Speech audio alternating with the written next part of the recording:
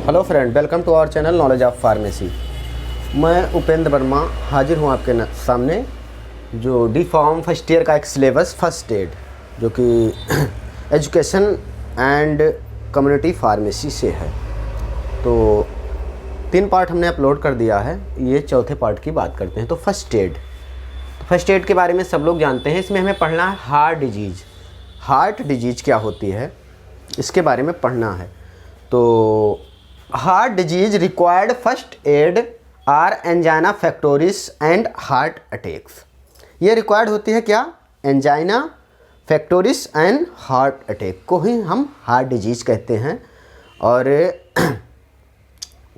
इसमें जो है एंजाइना फैक्टोरिस को हम देखते हैं। तो एंजाइना क्या होती है, तो इसकी डिफिनेशन देखते हैं। Literally it means pain in the chest no taken means pain of cardiac origin without coronary thrombosis. इसमें क्या होगा? लिटरली यानी पूरी तरह से पेन होगा। क्या होगा? पूरी तरह से पेन होगा, दर्द होगा, चेस्ट में पेन होगा, चेस्ट में छाती में दर्द होगा। और no be taken means pain for cardiac origin. आरंभ में इसमें क्या होगा कि ओरिजिन मतलब आरंभ में पेन जो है कार्डियक, यानी कार्डियक क्या होंगे हमारे? हार्ट जिसे बोलते हैं, ठीक। Cardiac without coronary thrombosis it occurs due to spasm and narrowing of coronary artery. इसमें क्या होगी?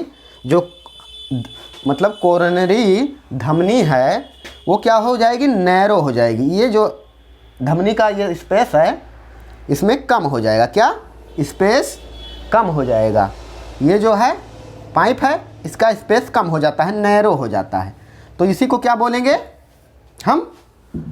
क्या बोलेंगे कि ये जो है एंजाइना फैक्टोरिस है, नैरो हो जाती है। और so can not supply among blood in the heart. जो हमें हमारे ब्लड को या जो मतलब खून जो है, जो ब्लड हमारे हार्ट को चाहिए वो एमंग जो पर्याप्त मात्रा में जितना चाहिए उतना नहीं मिल पाता है। कारण क्या होगा? Pain, short duration and relief by rest. इसमें क्या होगा कि रिलीव्ड मतलब चिंता मुक्त होना चाहिए, चिंता मुक्त और रेस्ट करना चाहिए। क्या कंडीशन करना चाहिए? ये जो नैरो हो जाती है, नलिकाएं नैरो हो जाती हैं, तो पर्याप्त मात्रा में क्या नहीं मिल पाता है? ब्लड हमारे हमको नहीं मिल पाता है। और ये कंडीशन क्या कहलाता है? Angina pectoris. तो इसके साइन और सिम्टम क्या हैं ये हम देखेंगे। चेस्ट पेन होगा, चेस्ट पेन यानी सडनली चेस्ट पेन। और क्या होगा चेस्ट पेन में? सबसे पहला symptom chest pain radiating on the left shoulder. ये क्या करेगा? फैलेगा। इसका मतलब होता है बिखराव। शोल्डर तक जाएगा, लेफ्ट आर्म यानी आर्म तक जाएगा, लेफ्ट आर्म तक जाएगा। चेस्ट पेन यानी दर्द।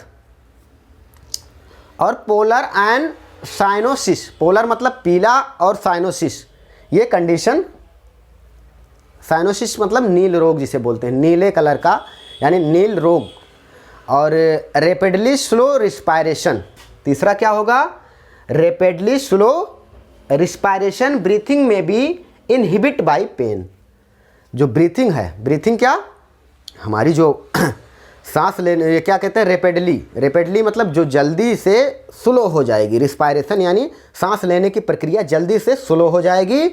और ब्रीथिंग में भी इनहिबिट बाय पेन, जो ब्रीथिंग है हमारी वो क्या होगी? इनहिबिट करेगी पेन को, दर्द को। और क्लाउडली ऑफ कॉन्शियसनेस, ये क्या होगा? तीसरा मतलब धुंधला छा जाएगा। और ये कॉन्शियसनेस जो चेतना है हमारी वो भी चेतना कम हो जाएगी।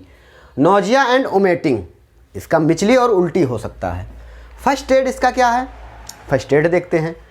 तो फर्स्ट एड जो कि हम फर्स्ट एड ही तो पढ़ रहे हैं। तो रीएश्योर्स ऑफ पेशेंट को क्या देना चाहिए? आश्वासन देना चाहिए कि कुछ नहीं, ठीक हो जाओगे, ठीक है। और the patient must sit on lay down. Patient को क्या करना चाहिए? The patient or lay down there vomiting should be placed in recovery position. Patient को क्या करना चाहिए कि सिट डाउन यानी लेटाना चाहिए, लेटाना चाहिए। If vomiting in should be palace of recovery position, क्योंकि अगर उल्टी हो सकती है तो रिकवरी पोजीशन में पेट के बल लिटाना चाहिए ताकि कोई प्रॉब्लम ना हो। इट रिकवरी पोजीशन, और ये क्लॉथ मस्ट बी लूज, उसके कपड़े जो हैं पूरी तरह से लूज कर देना चाहिए, कपड़े जो हैं पूरी तरह से लूज कर देने चाहिए। क्योंकि जब कुछ होता है तो बहुत सारे लोग आके घेर लेते हैं और सही से उनको वायु नहीं मिल पाती है, उनको जो है ये सब नहीं करना चाहिए, सबको हटा देना चाहिए, प्रॉपरली वे में उनको हवा मिल सके, और कपड़े को लूज कर देना चाहिए। और पेशेंट हैज टेबलेट, क्या कहते हैं, ग्लिसरीन ट्राइनाइट्रेट, ग्लिसरीन ट्राइनाइट्रेट की अगर टेबलेट है तो सब लिंगुअल दी जा सकती है, मे बी आस्क टेक। और ये देख लीजिए इसमें लिखा है आइसोप्रोनिल है, सब लिंगुअल यानी जीभ के नीचे हमें इसको देना है। Immediately medical advice for required, जो भी मेडिकल एडवाइस है, सलाह है, उसको रिक्वायर्ड कर देना चाहिए या ये करना चाहिए, यही फर्स्ट एड है। अब दूसरी जो बीमारी है हार्ट अटैक। हार्ट अटैक आप लोगों ने खूब सुना होगा। इसका जो है हार्ट अटैक क्या होता है, ये माइकार्डियल इन्फेक्शन कोरोनरी थ्रोम्बोसिस, इसको क्या बोलते हैं हम, माइकार्डियल इन्फेक्शन कोरोनरी थ्रोम्बोसिस। और ये इसकी डिफिनेशन देख लेते हैं।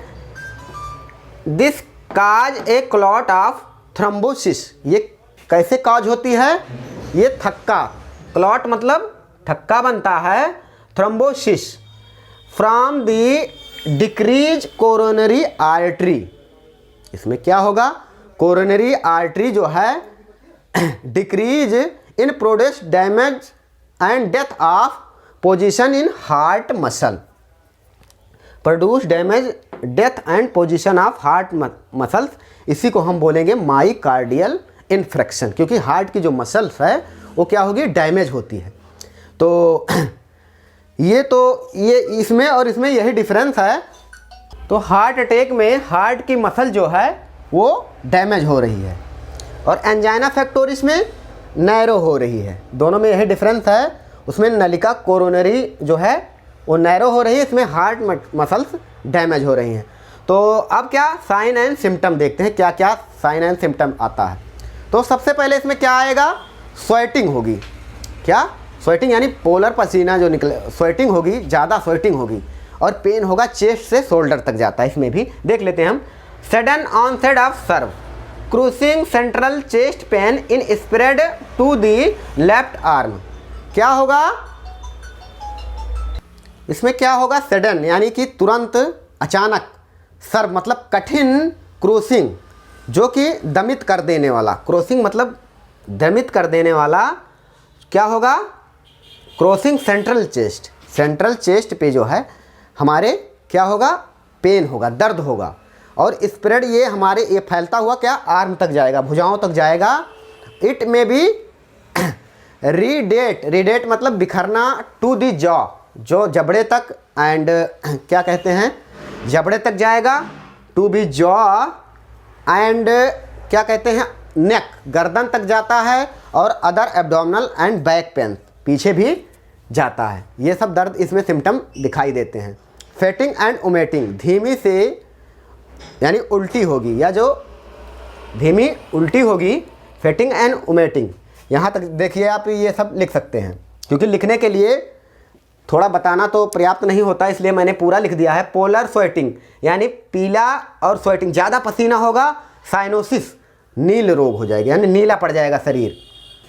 रैपिडली स्लो रिस्पायरेशन, तुरंत हमारा रिस्पायरेशन यानी श्वसन क्रिया जो है, जो श्वास लेते हैं हम, वो क्या होगी, स्लो हो जाएगी। इनरेगुलर पल्स, हमारा जो पल्स है घटेगा, बढ़ेगा, इनरेगुलर हो जाएगा मतलब रेगुलर नहीं रहेगा।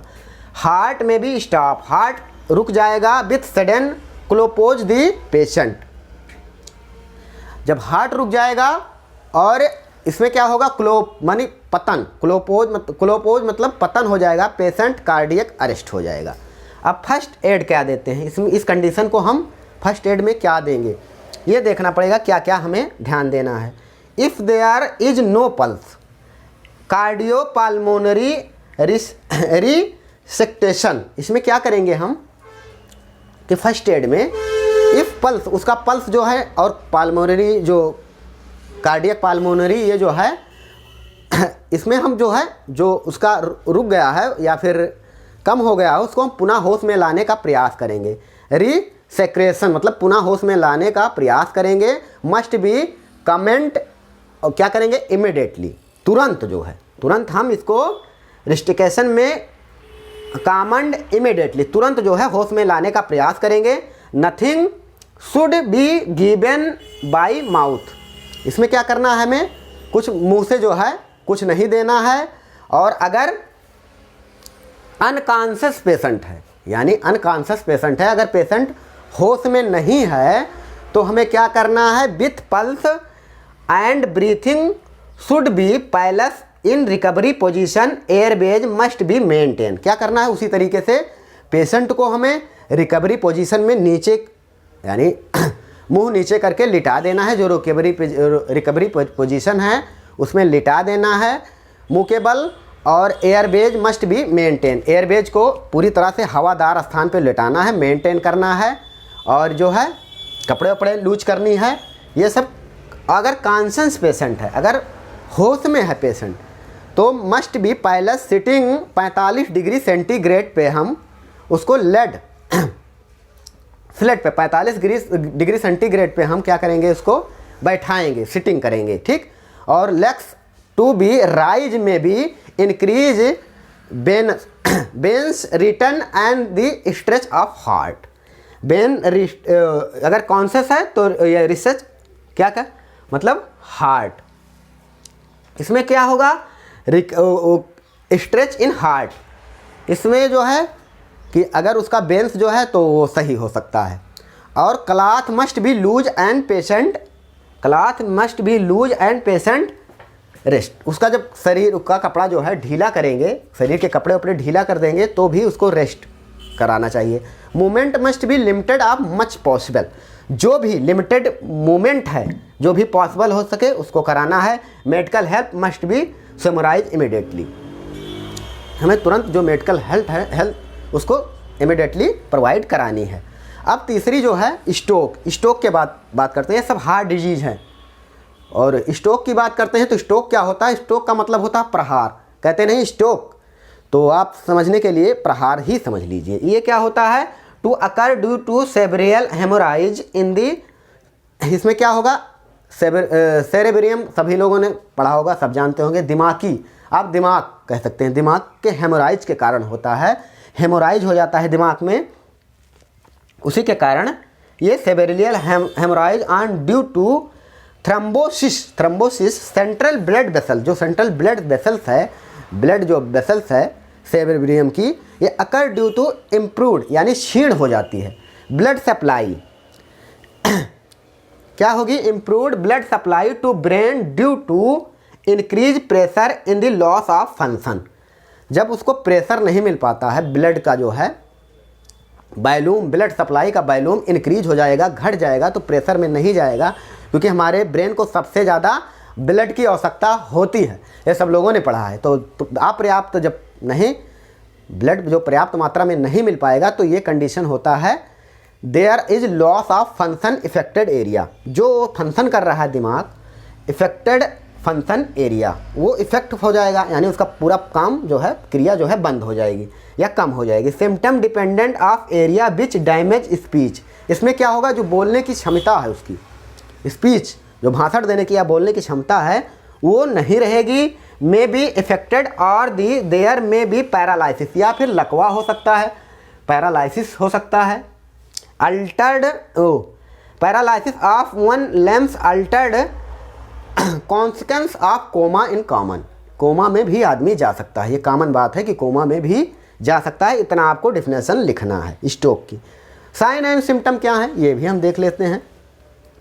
तो साइन एंड सिम्टम में डिसोरेंटेशन, इसमें क्या होगा, दिशा भ्रमित हो जाएगी, यानी दिशा भ्रमित हो जाएगी, इसी को हम बोलते हैं। ठीक है, अब डिफ़िकल्टी वी स्पीच, हमने कहा कि भाषण देना या बोलने की क्षमता जो है वो डिफ़िकल्ट हो जाएगी, यानी वो स्पीच बोल नहीं पाएगा। वीकनेस ऑफ पैरालिसिस, कमजोरी का प्रतीक होगा, और क्या होगा, पैरालिसिस हो जाएगा, यानी लकवा हो जाएगा। लॉस ऑफ बैलेंस, यानी जो बैलेंस है शरीर का वो लॉस होगा, वो लूज हो जाएगा, यानी सही बैलेंस नहीं कर पाएगा। हेडक, हेडक मामूली सिर दर्द को कहते हैं, तो हेडक हो जाएगी। एंड कोमा में चला जाएगा, संपूर्ण मूर्छा में चले जाएगा। और इनकोटेंस, इनकोटेंस का मतलब होता है जो दैनिक कार्य किया जाता है, जो भी दैनिक कार्य उसका है वो नहीं कर पाएगा, नित्य कर्म पर वो नियंत्रणहीनता हो जाएगी। ठीक है, इसी को बोलते हैं अनइक्वल प्यूपल्स। ये जो प्यूपल्स है, पुतली है, ये क्या होगी, असमान हो जाएगी। तो अब फर्स्ट एड इसका क्या करेंगे, फर्स्ट एड में हम करेंगे पल्स आर रिस्पायरेशन स्टॉप। जो पल्स है, इनकी पल्स और रिस्पायरेशन जो स्टॉप हुई है उसको हम रिस्टिकेशन, तो रिस्टेशन जो हुई है पुनः होश में लाने का, इट इज स्टार्ट इमिडिएटली, तो होश में लाने में तुरंत इमिडिएटली स्टार्ट करेंगे। और nothing should be given for mouth, मुँह से कुछ नहीं देंगे। अदर मेजर्स आर, ठीक है। और reasons of patient in unconscious he placed of recovery position, जो अनकॉन्शियस मतलब पेशेंट है उसको रिकवरी पोजीशन पे हम लिटा के मुँह के बल रखते हैं। और क्या करेंगे, इसका क्लियर एयर वे इंश्योर्ड, पूरी तरह से जहाँ पे हम लिटाएंगे कि पूरी तरह से वातावरण में हवा हो। ठीक है, किसी को आरी बगल जैसे क्या होता है, किसी को कुछ हुआ तो कुछ लोग बहुत घेर लेते हैं, उनको हटा के बढ़िया एयर आ जा सके, ये कंडीशन क्रिएट करना चाहिए। क्लॉथ व्लॉथ लूज कर देना चाहिए। और मेडिकल एड स्प्रेड, मतलब क्या करना चाहिए, मेडिकल एड का आयोजन करना चाहिए। तीनों में क्या होगा, स्वेटिंग होगी, चेस्ट पेन होगा और शोल्डर तक जाएगा। तो आप ये समझ लीजिए कि इनको हार्ट की डिजीज है, या हार्ट अटैक है, या एंजाइना है, या स्ट्रोक है। ठीक है, ये कंडीशन होगा। आप चाहें तो इसका स्क्रीनशॉट ले सकते हैं। हम फिर मिलते हैं नेक्स्ट वीडियो में। Okay, thank you.